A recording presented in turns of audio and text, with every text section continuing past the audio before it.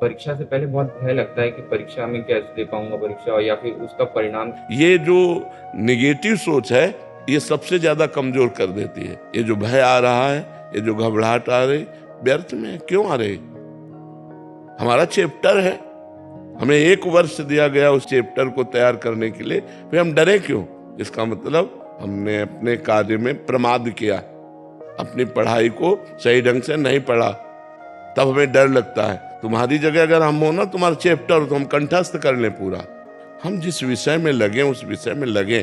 तुम लोगों के ग्रंथ कितने होते हैं? हम लोगों के ग्रंथ दिखाएं, इतने इतने मोटे ग्रंथ है, 6-6 खंड, 8-8 खंड।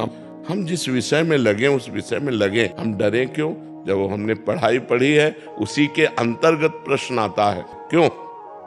अब तक तो हमने यही देखा है कि अगर 9th क्लास है, 10th क्लास है, या 11 है, या 12 है, तो उसमें उसी क्लास के अंतर्गत के प्रश्न होंगे, ना कि बाहर के होंगे।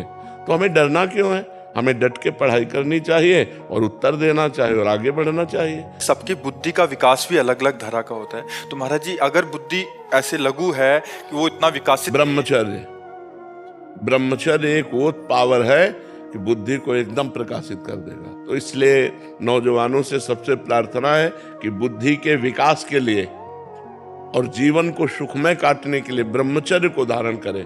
नए बच्चे ब्रह्मचर्य को कोई महत्व नहीं दे रहे। कोई हस्तमैथुन कर रहा है, कोई व्यभिचार कर रहा है, कोई कुछ कर रहा है, कोई समझ ही नहीं रहा इस बात को। अरे ब्रह्मचर्य से रहो। जब ब्याह हो जाए तो महीने में 1 बार केवल स्त्री संभोग के लिए शास्त्र आदेश करता है, वो भी मासिक धर्म के 1 सप्ताह बाद। जब पवित्र हो जाए स्त्री तो 1 बार संभोग के लिए, गृहस्थ के लिए शास्त्र आदेश करता है, महीने में 1 बार। और आजकल हम सबसे ज्यादा नए बच्चों से प्रार्थना करते हैं, ये छोड़ दो, गर्लफ्रेंड बॉयफ्रेंड, ये तुम्हारा नाश कर देगा। जब तक ब्याह न हो तब तक ब्रह्मचारी रहना और घबराने की कोई जरूरत